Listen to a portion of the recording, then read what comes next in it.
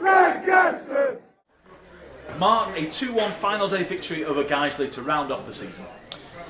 Yeah, game of two halves, wasn't it? It's we were a step a yard off the pace first half, and although I didn't think there was very much in the game, I mean the goal's awful. You know, we don't deal with the first contact, we don't cover, we don't track a runner inside. The distances between the back three are too big.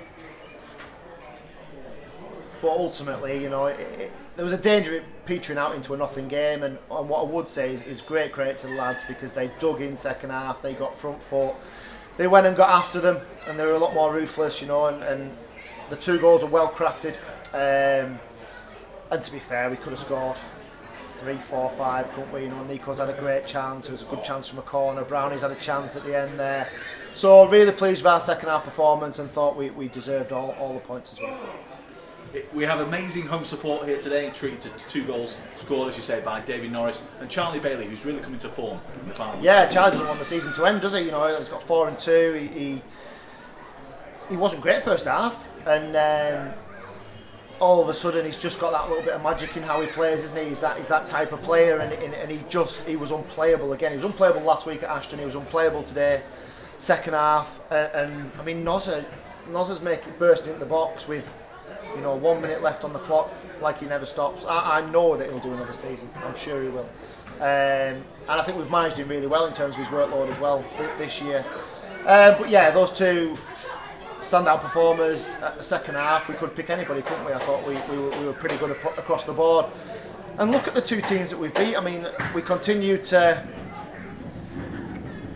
bat above our average. I think that's fair to say. I mean, you look at the last two that we've won against, you know, Ashton and Guiseley, probably spending 2-3 times what we are, probably, you know, certainly see themselves as bigger clubs, having been in the National League most recently, but I think we've outthought them, out-tacticked them, outworked them both, and that's what we have to do here, because, you know, we're never going to spend that money, but we've got to look now to progress this team and this club on to the next level. We've got to shorten the gap between 11th and 5th. This 11th is a significantly better 11th than last year. I know it will look like we maybe haven't made the progress, but look at the season we've had.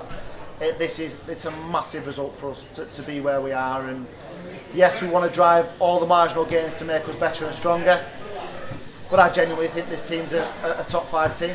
I do, and I think in a normal season we would have had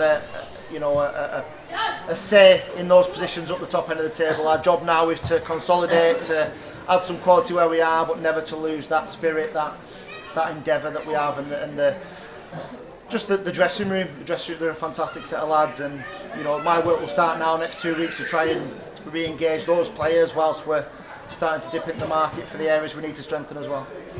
As you say, we end the season in 11th place. Doesn't really tell the story, as we have so many injuries, so many difficult moments, but we've come through with this 2-1 win here on the final day. Yeah, we have a board in there of probably 12 games where the circumstances were crazy. You know, you just wouldn't get them. Usually, probably get 3 or 4 of them a season. So yeah, well, I think we were looking for 10 points to get ourselves in the playoffs. Easily could have had 10 points. I know it's easy for me to say that, but you know, we haven't got what we deserved. We've had a tough time, and I must say it's been really difficult for a lot of the lads with the injuries. It's been really difficult for the club, obviously transitioning to new owners. You know, it'd be difficult for me working and living away and the travel, and you know, I'll be pleased for the rest, but I do think that, I mean, you look at our second half of the season performance, we would have been in the playoffs. You look at the results and the form table for the second half of the season, would have been top 5, top 6. So lots to build on. Very, as I said last week, very different to the 11th we got last season, when it was, we knew we had to transition after that. This isn't transition. This is build, grow, consolidate, and then, you know, go again next season with the aim of being right up there. Thank you for all of your support this season, Mark. Best luck for the off-season. Yeah, and I must say, you know, the 580 record average attendance, they were fantastic, weren't they? And I said to the players at half time how much it means to people. Well, they took the roof off when we equalised, and then the same again. And it means a lot to people, and that's, I can't thank those people enough for the work that people have done yourselves to get that crowd to where it needs to be more consistently moving forward, to allow us a platform to, you know, to provide ourselves with the best possible squad. the support we've had this season has been immense, and we wouldn't have been able to do it. And you know what? It's probably why a lot of us, including myself, do it, because we're not doing it for the money, are you? Let's be honest. We're doing it because, you know, there's a love of the club and there's a love of those feelings when lads give us a performance like today, like they did second half. And let's all have a rest because we deserve one. But tomorrow morning, I can guarantee we'll be back to work at the Forum just to try and make sure we've got the players we want for next season, and we can take the club forward. Thank you, Mark. Thank you.